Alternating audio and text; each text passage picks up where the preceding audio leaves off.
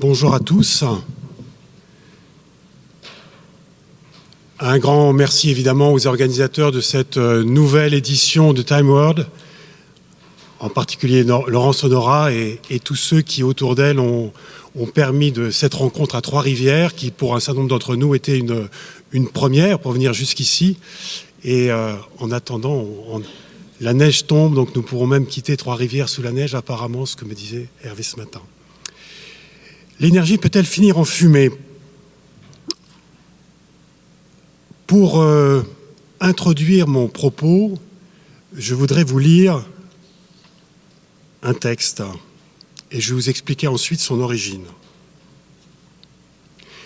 Nous reconnaissons, respectons les gardiens traditionnels des terres ancestrales sur lesquelles nous nous rencontrons. Nous reconnaissons les sentiments profonds d'attachement et de relation des peuples autochtones à leur pays. Nous respectons également l'autorité culturelle de tous les peuples autochtones. Vous pouvez vous demander pourquoi j'ai décidé de vous lire ce texte et je vais d'abord vous en donner l'origine.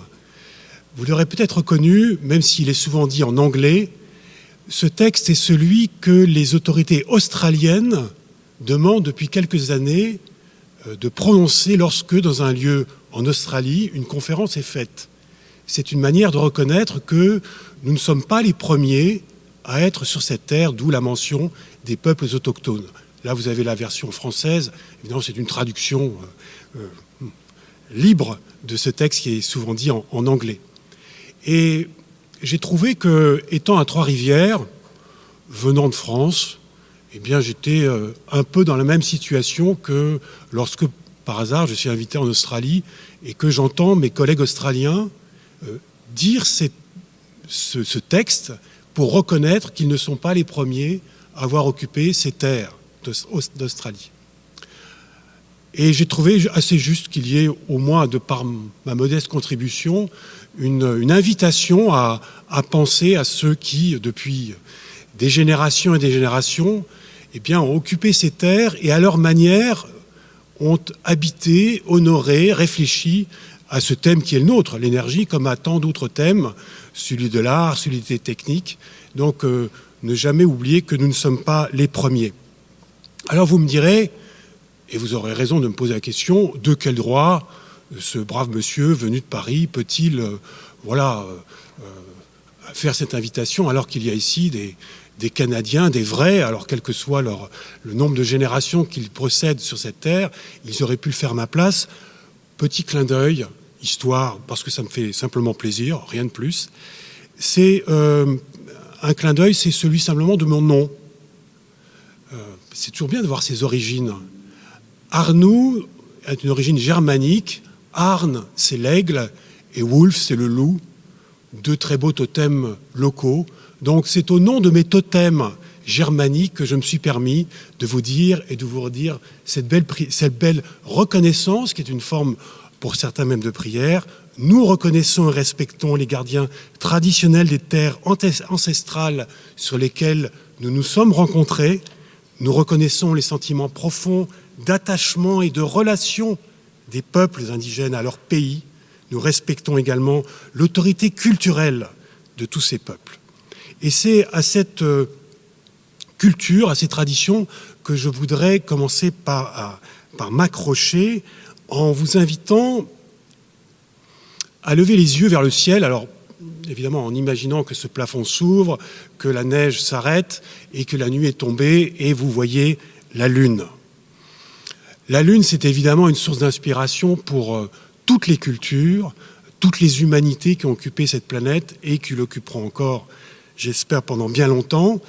La Lune qui, en ce qui me concerne, m'intéresse d'autant plus que j'ai la chance de travailler à l'Agence spatiale française et que mes collègues eh bien, rêvent de la Lune, comme d'ailleurs tous nous rêvons de la Lune. Alors vous connaissez, la Lune, elle est aujourd'hui, dans l'époque moderne, un objet d'observation, un objet de nomination. On lui a donné pour chacun de ces lieux des noms plus ou moins poétiques. On connaît la mer des pluies, la mer de la sérénité, la mer de la tranquillité. La mer de la tranquillité, évidemment, on y pense parce que c'est le lieu où s'est posé pour la première fois des êtres humains et ils ont laissé la trace de leurs pas un acte qui, pour certaines cultures autochtones, est un acte sacrilège.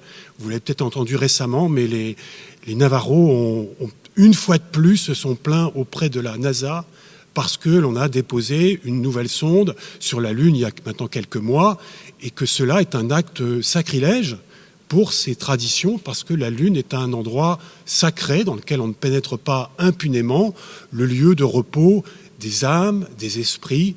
Une fois encore, respect pour ces traditions qui ne sont pas nécessairement, en tout cas, les nôtres en termes d'origine. Mais je vous propose d'oublier en tout cas momentanément, ces noms et ces aventures scientifiques et techniques, de revenir à la Lune, de lui faire une petite rotation, vous voyez, si vous suivez le mouvement. Et là, la voilà de nouveau. J'ai du boulot à faire ça, je vous assure, parce que je ne suis pas très fort dans les conceptions graphiques. Je ne suis pas comme mon prédécesseur sur cette scène. Et là, de faire allusion à ces peuples indigènes. Ça s'appelle un phénomène de pareidolie, c'est-à-dire d'essayer de reconnaître dans des formes qui nous entourent, eh bien des formes particulières, des visages, des structures. Et là, en l'occurrence, des peuples locaux y voient l'homme de la Lune. Alors, j'ai peut-être un petit pointeur, vous voyez, voilà la tête, le corps de l'homme de la Lune. Sa tête, alors si je retrouve, on doit avoir l'équivalent, je crois, voilà. Hein, on peut ensuite, si on veut vraiment faire les malins, reconnaître la mer des pluies qui est le ventre, la mer de la, je lis pas à l'envers, hein, la mer de la sérénité, le corps, la tête, la mer de la tranquillité. Voilà l'homme de la Lune qui nous observe, veille sur nous. Vous savez que parfois ce sont aussi des lapins, le lapin de jade qu'on trouve dans la Lune, enfin tous ces phénomènes de pareidolie qui traversent toutes nos cultures. Pourquoi je vous propose de regarder l'homme de la Lune ? Parce que l'homme de la Lune est l'homme qui est chargé d'une énergie, ou de veiller à une énergie qui est celle du feu. C'est un homme qui est autour d'un foyer, il a deux sources d'énergie dont il a la charge. D'abord le foyer, oui, le feu du foyer, le feu de la maison qui se trouve ici, c'est le cratère de Copernic de mémoire, et c'est vraiment l'énergie telle que nous en avons parlé depuis 3 jours. C'est le bois, c'est toute l'énergie, le feu qui nous permet de vivre, l'énergie dont nous avons besoin pour vivre ou même pour survivre. Et nous les humains, eh bien, nous savons que c'est une grande part de responsabilité et en quelque sorte la Lune veille sur nous pour nous rappeler cette responsabilité. En préparant cette conférence, je trouvais quelques notes intéressantes. D'abord, tout ce que nous avons peut-être rappelé aussi, c'est comment l'énergie est de manière parfois un peu injuste répartie sur cette planète. Nous qui vivons en ce moment et qui subissons le froid, nous savons que nos sociétés occidentales utilisent souvent, alors que nous ne représentons que quelques pourcents de la population, nous utilisons parfois 80% de l'énergie. Donc ce foyer-là dont l'homme de la Lune a la charge, a la responsabilité, quel type de manière la gérons-nous ?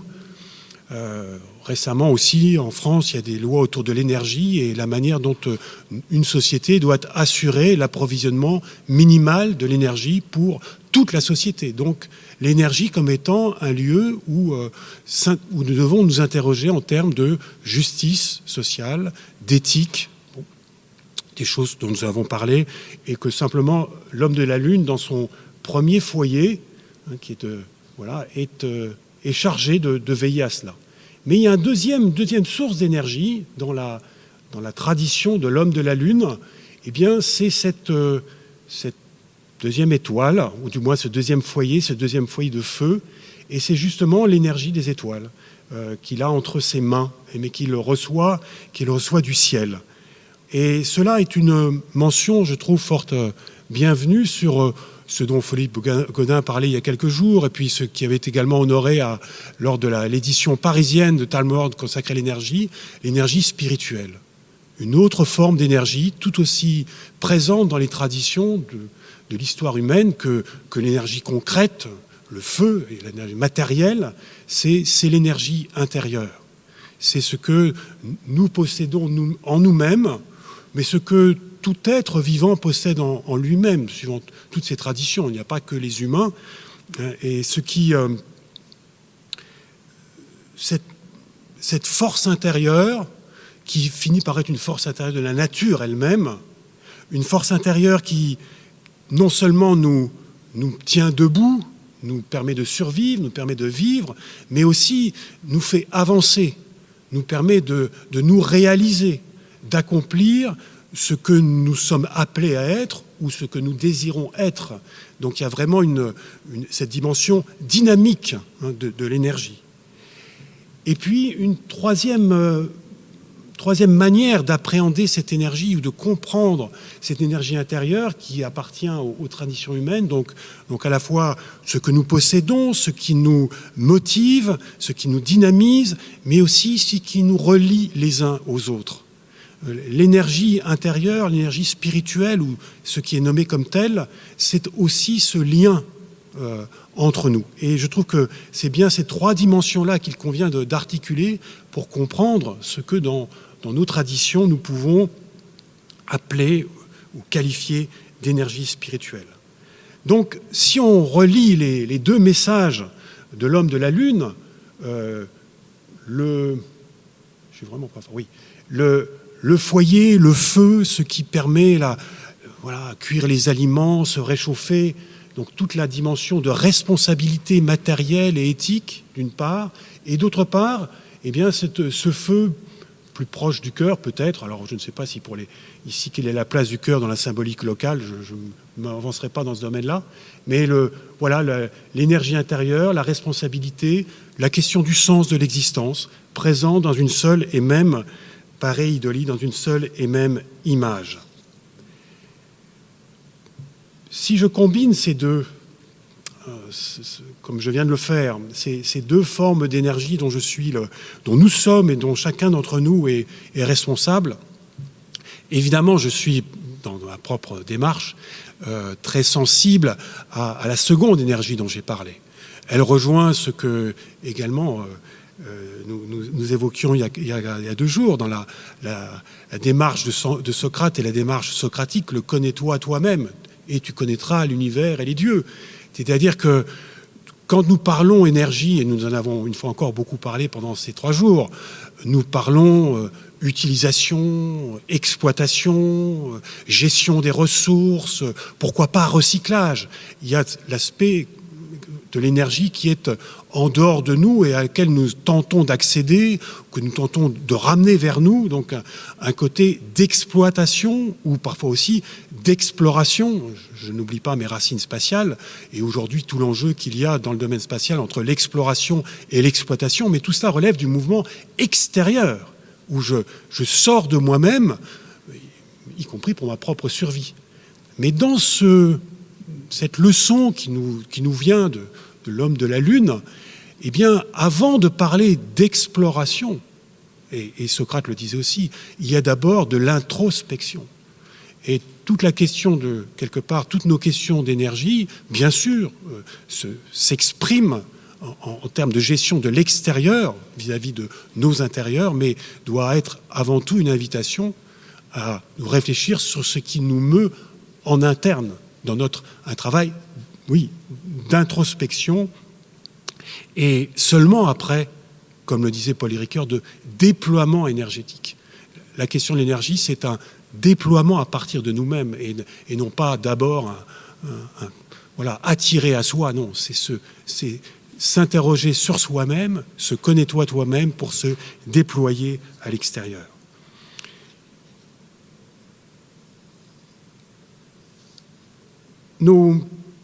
Je reste à la fois dans la... Je ne sais plus ce que j'ai mis ensuite comme... Oui, je ne savais pas quelle image mettre. Alors j'ai trouvé qu'après, c'est aussi l'énergie, hein, mais je trouvais quelque chose d'un peu plus léger que peut-être les formes un peu puissantes qui sont dans nos esprits quand nous pensons énergie. Évidemment, ce que ce que nous disent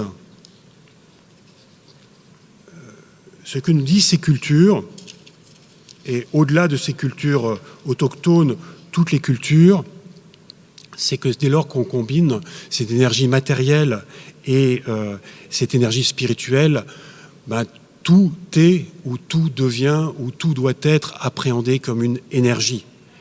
Et de là, ou à partir de là, de cette prise de conscience, de cette sensibilisation permanente qui peut être la nôtre, nous entendions hier soir une très belle communication sur l'énergie et la mise en scène. J'ai trouvé quel lien l'artiste en scène peut entretenir avec le public en termes d'échange d'énergie. Oui, à ce moment-là, tout devient énergie, mais tout devient aussi expérience de quelque chose qui peut nous dépasser, de quelque chose qui peut aussi nous effrayer. Et il n'est pas évidemment anodin que beaucoup de choses dans l'histoire de l'humanité vont relever de notre capacité ou de nos difficultés ou de notre incapacité à canaliser toutes ces énergies dont nous avons plus ou moins le sentiment qui sont à l'intérieur de nous-mêmes ou à l'extérieur de nous-mêmes. Canaliser les énergies, est-ce que ça ne relève pas d'un des efforts les plus importants qui est demandé, qui est exigé pour chacun d'entre nous et pour nos sociétés? Et cette nécessité, cette invitation à canaliser l'énergie rejoint, à mon sens, tout ce qui a pu être écrit sur la gestion, ou c'est la relation avec le sublime, avec le lumineux, avec tout ce qui nous fascine, c'est-à-dire à la fois ce qui peut nous attirer et ce qui nous fait peur. L'énergie fait partie de toute cette expérience si vous me permettez, je dirais du religieux en général, enfin de ce que les philosophes, les historiens de religion essayent d'analyser, ce que Rudolf Otto a appelé le lumineux, et chacun des philosophes a trouvé d'autres noms. En tout cas, oui, canaliser l'énergie, gérer le lumineux, gérer peut-être cette énergie ténébreuse parfois, tout ça fait partie d'une même exigence humaine et qui n'est jamais achevée. D'où peut-être la nécessité de rappeler, comme je l'ai fait tout à l'heure, le fait que nous sommes seulement de passage sur une terre particulière et que bien d'autres avant nous ont tâché de gérer tout cela, et peut-être parfois mieux que nous. Pour vous expliquer pourquoi le titre de ma communication, l'énergie peut-elle terminer en fumée, c'est que j'avais en tête toutes ces cérémonies de fumigation ou de fumée. Comment la fumée a été utilisée, et toujours utilisée, comme manière justement de gérer des énergies. On dit, oui, mais la fumée, il n'y a pas de fumée sans feu, donc voilà le lien. Non, mais c'est pas ça, justement. C'est ça qui est extraordinaire. C'est que la fumée n'est pas seulement le produit, parfois nocif d'ailleurs, de l'usage de nos énergies. C'est aussi un moyen de gérer ou de nous apprendre à canaliser nos énergies, les énergies qui nous traversent, les énergies auxquelles nous sommes confrontés. Je ne suis pas un spécialiste du tout des cérémonies de ce type-là, mais nous avons tous en tête ces images de produire de la fumée dans une manière très particulière, et puis avec certains produits particuliers qui portent en eux-mêmes des qualités de purification, qu'elles soient d'ailleurs chimiquement tout à fait certifiées ou simplement qui relèvent du symbole, et avec cette fumée, avec des gestes qu'il faut, avec le rituel qu'il faut, purifier, apaiser, à la fois le guérisseur, celui qui doit être guéri ou celui qui doit être purifié, l'assemblée, c'est tout le rituel dont nous avons besoin, nous les humains, bien souvent justement pour aborder des énergies qui nous font peur. Si vous me permettez de faire allusion une troisième fois peut-être au monde du spatial, il y a des rites, alors qui n'utilisent pas des rites de fumigation, on en fait suffisamment comme ça sur les pas de tir des fusées, mais des rites qui relèvent bien de ça, c'est-à-dire comment canaliser dans mon esprit la crainte, la fascination que suscitent ces très hautes énergies que l'on peut par moments tenter de maîtriser. Vous pensez bien, si vous avez vu les dernières images de l'énorme fusée d'Elon Musk, les énergies mises en œuvre sont absolument phénoménales. et même des fusées beaucoup plus modestes. Si jamais vous êtes à quelques kilomètres, vous sentez la terre trembler sous vos pas, vous vous dites mais qu'est-ce qu'on est en train de faire? Ben oui, on est en train de tenter de maîtriser des énergies phénoménales, et dans ces cas-là, je vous assure, les humains, quels qu'ils soient, aussi ingénieux soient-ils, aussi ingénieurs soient-ils, eh ben, vont tâcher, comme ils peuvent, de gérer la trouille que ces énergies leur procurent. Enfin, au moment des premières Ariane, mes anciens collègues allaient brûler des cierges à l'église de Kourou en espérant que le lancement allait bien se passer. Pendant ce temps-là, en Asie, on allait regarder les horoscopes pour savoir si Bouddha avait les yeux ouverts le jour prévu du lancement. Parce que s'il avait les yeux fermés, il ne fallait pas le faire. Et aujourd'hui, dans la Russie actuelle, et pas l'URSS, eh bien, on n'envoie plus des hommes et des femmes dans l'espace sans demander au peuple de venir les bénir. Parce qu'ils montent sur des vaisseaux, des chariots de feu, comme parfois on dit, qui évidemment utilisent une énergie qui dépasse, qui se paraissent dépasser ou qui pourrait dépasser nos maîtrises. Et pour moi, il n'y a aucune différence majeure, en tout cas, il y a des différences bien sûr, entre les cérémonies de fumigation légère et pour guérir, apaiser, peut-être même un peu contrôler, et ces rites où toujours le cœur, c'est comment nous les humains maîtrisons-nous l'énergie auquel nous sommes une fois encore confrontés, dont nous pouvons avoir besoin ou qui nous heurte.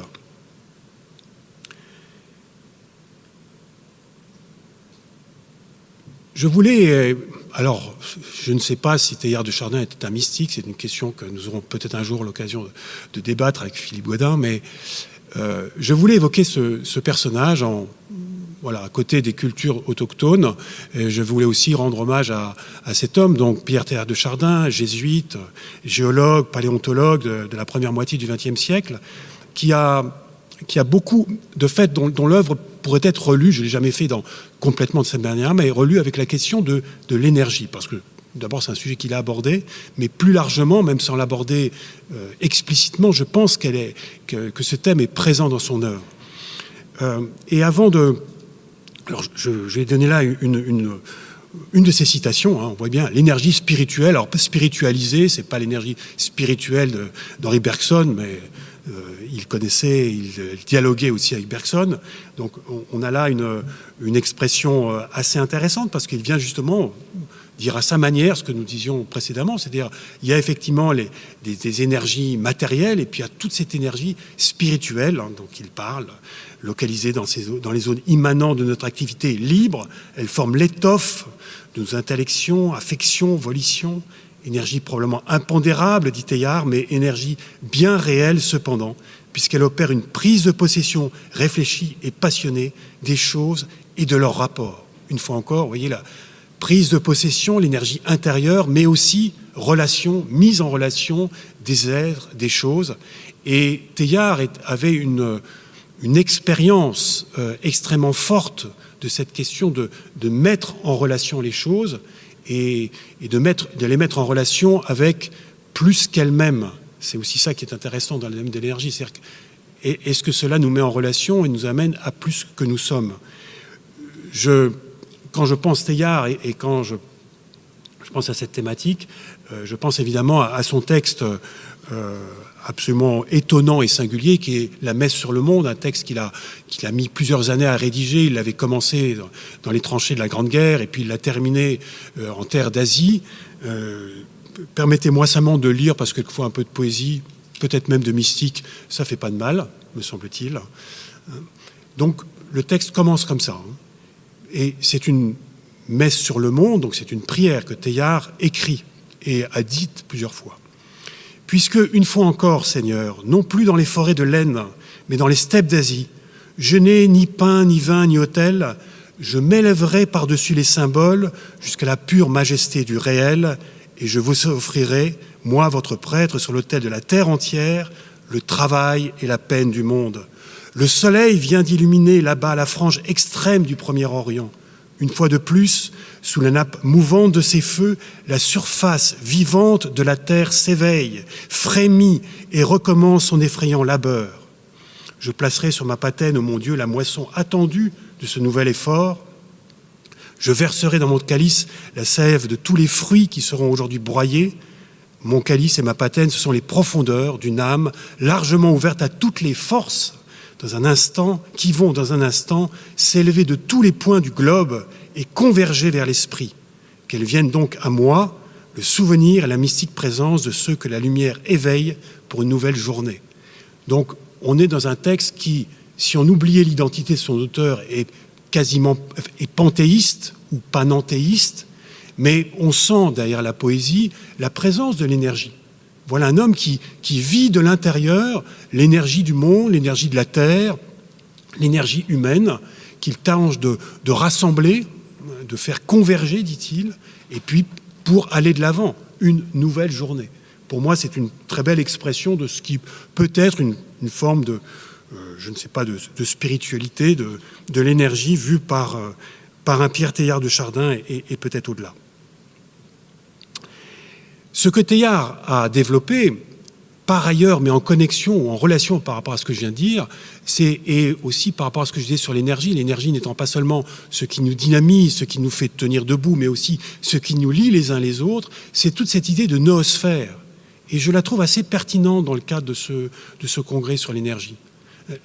L'énergie, une fois encore, alors, l'énergie spirituelle est ce qui relie les êtres ou les choses entre eux, mais aussi ce qui nous relie, nous les humains, entre nous. L'énergie que nous consommons en permanence pour aujourd'hui entretenir Internet et tous nos réseaux de communication, cette énergie est également absolument énorme. Et nous savons bien que c'est aussi une cause de soucis. Et Teilhard, vous le savez, avec Vernadsky, avec Leroy, a été l'un des penseurs de la noosphère. Cette sphère qui allait apparaître suivant sa pensée, il est mort en 1955, qu'il appelait de ses voeux, donc au-delà de la lithosphère, de la biosphère, eh bien, il disait, il va naître une noosphère, une sphère de conscience globale qui va venir ceinturer la planète, faire en sorte que les humains se relient davantage les uns aux autres. Alors, certains disent Teilhard est le prophète d'Internet. Non, Internet, ce sont que des tuyaux. Il n'est pas le prophète d'Internet. Il est quelqu'un qui nous permet de réfléchir à ce que nous mettons dans les tuyaux d'Internet. En ce sens-là, oui, nous pouvons l'écouter. Tâchez peut-être de prendre quelques bonnes leçons. Qu'est-ce que nous mettons? Quel sens nous donnons à ces tuyaux que nous construisons, que nous nourrissons d'énormément d'énergie matérielle, mais y mettons-nous de l'énergie spirituelle? Il y a toute à mon avis, une belle réflexion dans laquelle nous sommes déjà engagés, mais qui n'est jamais totalement achevée en termes de qu'est-ce que serait la noosphère que nous avons à construire. Un petit clin d'œil par rapport à la... Je cherche... oui, c'est ça. Un petit clin d'œil par rapport à la conférence qui suivra. Teilhard étant mort en 1955, il a très peu utilisé les moyens aériens de transport.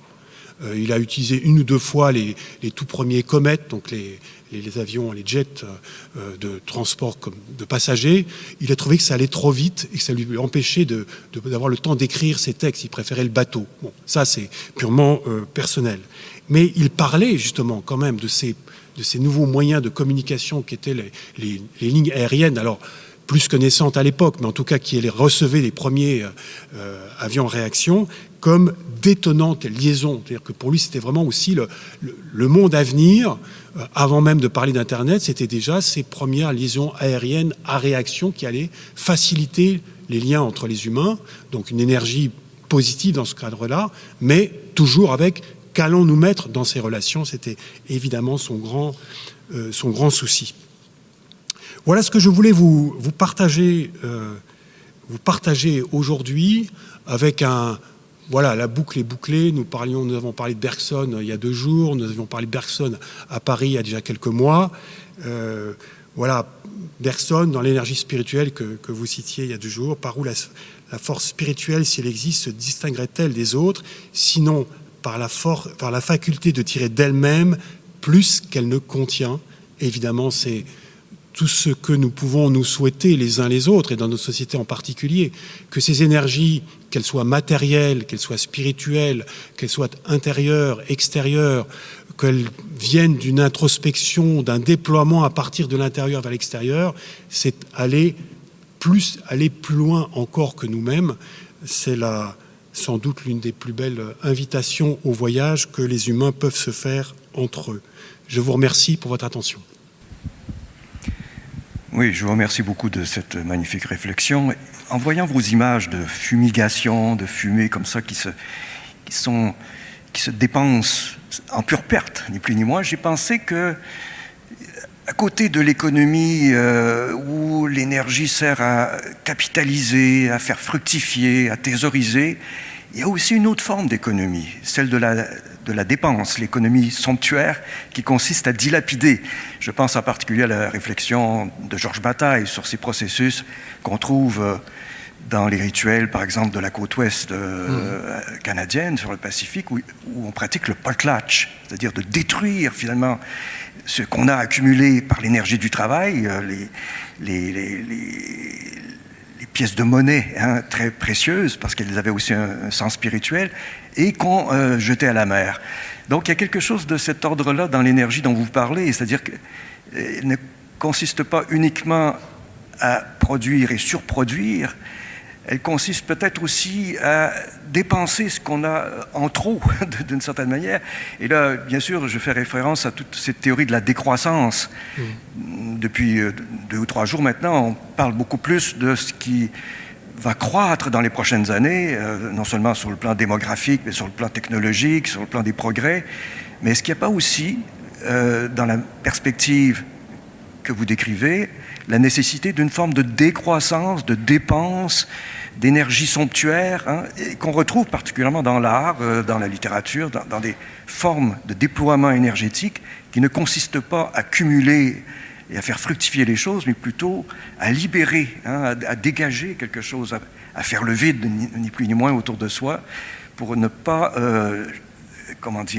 arriver à un cumul incessant qui va nous mener à notre perte. Bien, merci pour votre remarque, plus qu'une question, parce que c'est évidemment plutôt mon attitude habituelle d'essayer de sortir non pas des chemins battus, mais parfois des chemins surbattus, où c'est vrai qu'il y a un discours un peu répétitif par rapport à certaines directions, des questions que nous pose effectivement l'énergie en termes d'économie, de réduction, ou liées les augmentations par ailleurs. Et comme vous, j'ai en tête aussi bien ces moments dans l'histoire de l'humanité où on gaspille, mais tout à fait volontairement et consciemment, parce que c'est aussi une manière d'être libre par rapport à ce que nous possédons. Et il y aurait certainement, plus que je ne l'ai fait, un besoin par rapport aux questions d'énergie, assez honnêtement de déployer toutes les manières dont l'humanité a géré, alors aussi bien dans ce qui nous apparaît un gaspillage, mais non, simplement un usage très ouvert, où on va jeter des biens dans la mer, et j'avais aussi en tête, quand on parle d'énergie du désespoir, comment on va voir toutes ces expressions et ces manières de gérer, au fond, dans l'histoire de l'humanité, nos énergies, ce que nous possédons, mais au regard d'autres choses. Et c'est pour ça que cet appel à l'introspection, c'est au fond, mais qu'est-ce qui nous constitue profondément ? Parce que c'est vrai, quand on entend aussi, on a un certain discours aussi d'économisme que je comprends parfaitement, ou de décroissance, etc., mais on a l'impression que c'est des choses qui nous sont imposées de l'extérieur, dans lesquelles nous ne nous retrouvons pas. D'où mon propos chez Teilhard, c'est-à-dire mon invitation que je me fais à moi-même d'introspection. Qu'est-ce que nous voulons ? J'aime bien dire, j'adore parler de développement durable et de durable, je ne sais pas comment dans vos institutions, mais aujourd'hui, dans la mienne, on ne parle plus que de ça. Tout est en termes de durabilité. Oui, mais qu'est-ce que je veux en termes de désirabilité ? Alors, bien sûr, tout n'est pas possible. Et les grandes scènes de gaspillage collectif, c'est du collectif. Ça veut dire quelque chose, c'est l'ensemble d'une communauté qui, à un moment donné, volontairement va jeter des pièces à la mer ou brûler. Mais c'est un collectif. Pourquoi un collectif par rapport à l'individu ? Donc on a des choses que je trouve extrêmement intéressantes et qui m'interrogent aussi. Et mais votre remarque, pour moi, est un appel à la prise de conscience honnête et objective de ce qu'est être humain, et peut-être aussi, pour un petit mot de Bergson à la fin, être humain ne se réduit pas nécessairement à ce que je crois ou j'estime être ici et maintenant, mais aussi dans la capacité que j'ai à me projeter ou nous projeter dans quelque chose de plus grand que moi. Le lumineux qui me fait peur, les excès d'énergie d'une fusée, pourquoi ça me touche ? Parce que ça me dépasse. Alors, c'est la technologie qui me dépasse, c'est pas très grave tant que j'en sors à peu près vivant. Mais ces expériences-là, et nous en avons parlé durant ces jours, la présence de l'art et l'énergie, c'est peut-être aussi ça, c'est des moments où on se rend compte qu'il y a des choses qui nous dépassent, qui me dépassent, c'est sans doute nécessaire, y compris pour gérer au quotidien des choses extrêmement concrètes de l'énergie. Sinon, je trouve ça, si seulement pour faire des calculs, des comptes d'apothicaire, mon grand-père était pharmacien, donc je peux parler de comptes d'apothicaire, c'est vraiment pas drôle. Je veux dire, c'est pas humain, c'est mesquin. Merci pour votre remarque. Hervé. Jacques, je peux te poser une question. Pour toi, le nirvana, est-ce que c'est une énergie ou est-ce que c'est le néant absolu ou atteint ? Écoute, Hervé, moi je n'en sais rien parce que je suis très loin de cet état-là. La difficulté, c'est que, je sais pas, je pense à nos amis astronomes quand ils nous expliquent que cette boule d'énergie qui est à l'origine de notre univers, suivant ce qu'on sait aujourd'hui, à force de s'étendre, va tomber dans une espèce d'immense, un truc au moins illimité, où l'énergie est tellement dispersée qu'on a l'impression qu'il n'y a plus rien, alors que c'est toujours la même chose, a priori, la même énergie. Est-ce que c'est pas deux manières de parler de la même chose ? Je suis pas certain que la question soit en termes d'intensité ou au contraire de grand vide ou de grand néant. Voilà, c'était là. Je ne sais pas si je vais... C'était le propos de... Et quel est le... Plus qu'elle ne contient. C'est l'ouverture de Bergson. Ça nous ouvre à quoi ? Mais ça, c'est le grand mystère, me semble-t-il. Et là, tous nos mots s'arrêtent, tous nos arts s'arrêtent, tous nos discours spirituels s'arrêtent, et même les mystiques doivent s'arrêter parce qu'ils n'ont même plus la poésie pour nous dire, c'est ce qu'ils nous disent d'ailleurs, l'expérience des mystiques, à un moment donné, ça va être la nuit, ça va être le vide, je ne sais pas. Je ne sais pas, mais pour autant, si on en suit Bergson, faut-il pour autant avoir peur ? Ça, je ne le crois pas. Oui, peut-être plus qu'une question, une sorte d'écho ou d'interpellation après ce moment à la fois méditatif et poétique. Jacques Arnoux a employé un mot au passage. Je ne suis pas absolument certain que tout le monde soit familier de ce mot et de ce concept. Panenthéisme. Alors ça, c'est très intéressant parce que au fond, l'ambiance de notre époque, l'atmosphère aussi peut-être des questions qui ont été soulevées autour de cette question de l'énergie aujourd'hui, de la maîtrise, de l'écologie, etc., etc. La référence obligée aux peuples autochtones qui nous donnent le sentiment, à tort ou à raison, d'avoir, eux, trouvé la solution que nous chercherions péniblement. Effectivement, on est un petit peu tenté par ce qu'on appelle le panthéisme, précisément, le fait de dire que le tout est divin.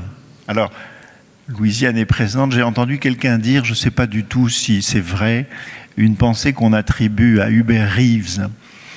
Hubert Reeves, oui, c'est ça.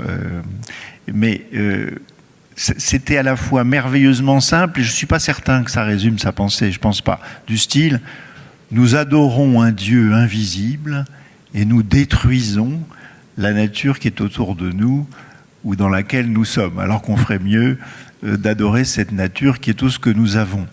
Bon, peut-être. Et en même temps, la nature, comme nous le savons, est impitoyable, n'est-ce pas ? Bon. Et donc, peut-être que le panenthéisme, ça veut dire qu'au fond, tout est en Dieu, et non pas le tout ou la nature est Dieu.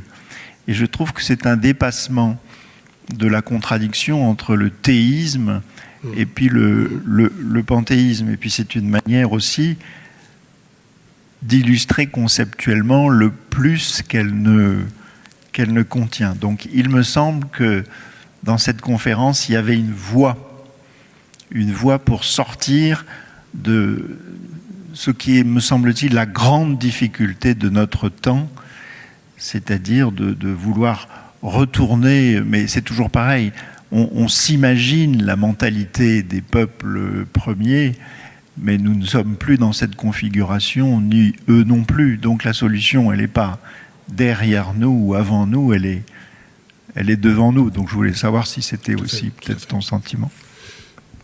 Non, vous avez parfaitement raison. Dans ma référence aux peuples autochtones, il y avait un petit clin d'œil, en même temps réellement de profond. Enfin, en France, il y a longtemps qu'on a oublié les peuples autochtones, on les a digérés et depuis bien longtemps. Donc nos ancêtres les Gaulois, c'est géré. En même temps, c'est vrai que c'est pas nécessairement le cas ici. C'est pas nécessairement le cas dans un territoire français qui est la Guyane. Et en ce moment, nous sommes engagés dans plus qu'une réflexion, une action en terre guyanaise à ces propos-là. Ce sont des choses qui peuvent être encore extrêmement sensibles. Et donc, ce n'est pas du tout pour leur donner un espèce de label de perfection écologique alors que nous mériterions la note la plus noire. C'est pas dans ce sens-là. Simplement, c'est vrai aussi que, voilà, c'est l'occasion de dire je ne l'oublie pas. Mais pour autant, et c'était d'où ma référence à Teilhard de Chardin, c'est-à-dire de revenir aussi à des choses que je connais mieux, que j'essaie, dans lequel je suis davantage engagé, c'est qu'il y a aussi une matière à penser et à penser l'avenir dans des traditions moins indigènes, et que c'est, comme toujours, une question de dialogue entre ces différents. Il y a du bon à trouver partout. Et c'est vrai qu'étant ici, voilà, je ne sais pas si c'était obligé, je ne me suis pas senti obligé de les mentionner, mais c'était, je vous l'ai dit tout de suite, pour me faire un peu plaisir et aussi pour, en fait, honorer aussi ceux qui, depuis des années, m'inspirent, me soutiennent, me font confiance, et les Australiens en faisaient partie, c'est vrai. Et je n'oublie pas les Guyanais, parce que là, il y a des sujets extrêmement sensibles aujourd'hui à gérer. Mais voilà, vous avez raison, dans mon esprit et avec ma culture, avec mon expérience, bien sûr, je me sens plus à l'aise aussi pour réfléchir et essayer de proposer non pas des solutions, mais des voies possibles, la matière à penser dans quelqu'un comme Teilhard. Avec, effectivement, je suis passé rapidement, mais comme on dit toujours, c'est les contraintes du temps, sur l'idée de panenthéisme, où là, il y a une réflexion intéressante, parce que je ne l'ai pas évoqué, mais l'un des enjeux de Teilhard, et que je trouve extrêmement important, c'est que son discours noosphérique, si je puis dire, a toujours le souci de gérer la bonne articulation entre la totalité et l'individu. La place de la personne, la personne ne disparaît pas dans sa réflexion. Il ne s'agit pas d'immerger chacun, de se dissoudre dans un grand tout. Jamais, jamais. Et ça, c'est parce que, à sa manière, et peut-être de manière... Alors, évidemment, la messe sur le monde ne le dit pas, et c'est aussi pour ça qu'il s'est fait pas mal taper sur les doigts, ou même plus que ça, c'est qu'il a un discours qui paraît panthéiste, comme vous l'avez rappelé tout à l'heure, mais qui, à le lire, et il faut à ce moment-là le lire de manière un peu plus précise, est plus proche du panenthéisme. Oui, tout est en Dieu, Dieu est en toute chose, mais il n'y a pas de confusion entre les deux, et en plus, le tout dont il est question n'est pas un grand mélange dans lequel, voilà, tout... Bon, non, c'est l'enjeu, et quand on parle de noosphère, même qu'on parle d'Internet, nous le savons, c'est un enjeu aussi tout à fait concret, c'est que chaque personne n'en demeure pas moins respectée pour ce qu'elle est, pour son devenir, et on revient même sur la définition de l'énergie. Donc, de ce point de vue-là, c'est vrai que j'ai plus de matière à penser chez un Teilhard que dans L'Homme de la Lune, mais L'Homme de la Lune me faisait plaisir. Voilà, j'ai sacrifié le petit plaisir personnel, je le reconnais, et je vous demande votre absolution collective, on va dire. On ne va pas passer chez chacun. Mais oui, le panenthéisme, il y a un sujet là qui est extrêmement important pour... y compris des sujets qui vous sont sans doute plus proches, où aujourd'hui tout ça se trouve parfois un peu mélangé dans un espèce de syncrétisme mou, donc tout le monde trouve que c'est pas bien, mais on y sacrifie tous un peu. Mais en même temps, c'est vrai qu'il faut... Ça nécessite aussi une forme d'engagement, j'allais dire d'engagement qui n'est pas toujours gratuit. Enfin, on voit bien dans l'histoire des idées, l'histoire aussi des religions, les propos tenus par quelqu'un comme Teilhard de Chardin ou avant lui, puisque c'est un personnage que j'ai aussi croisé, un Giordano Bruno, qui aussi réfléchissait quelque part dans des éléments assez analogues. Bon, c'est vrai que ce sont des questions débattues et qui peuvent... Voilà, tout le monde n'est pas un mystique reconnu, comme je vous le disais. Il y a aussi des mystiques qui terminent mal, et pourtant ils ont des idées qui peuvent nous... Ce n'est jamais la solution, mais c'est des idées qui peuvent peut-être nous faire réfléchir. Merci pour votre remarque. Hervé. Ah, je ne sais pas, c'est toi qui prends le droit. Mais tu es ici maître chez toi. Cette phrase de Bergson, ça serait une bonne manière de faire la synthèse de ta conférence, je pense. La deuxième question, c'est qu'on parlait de panthéisme, et puis quand je pense à Spinoza, le fameux Deus sive natura, et à sa présentation mathématique, logique, avec postulats et corollaires de ce que serait Dieu ou comment l'approcher, je ne sais pas si c'est une méthode ou c'est ontologique, bon, on a l'impression que Spinoza a complètement évacué de ses textes la spiritualité. Et c'est assez étonnant. Même le panthéisme, il n'en fait pas un thème d'une nouvelle, un nouveau lyrisme spirituel dans la nature.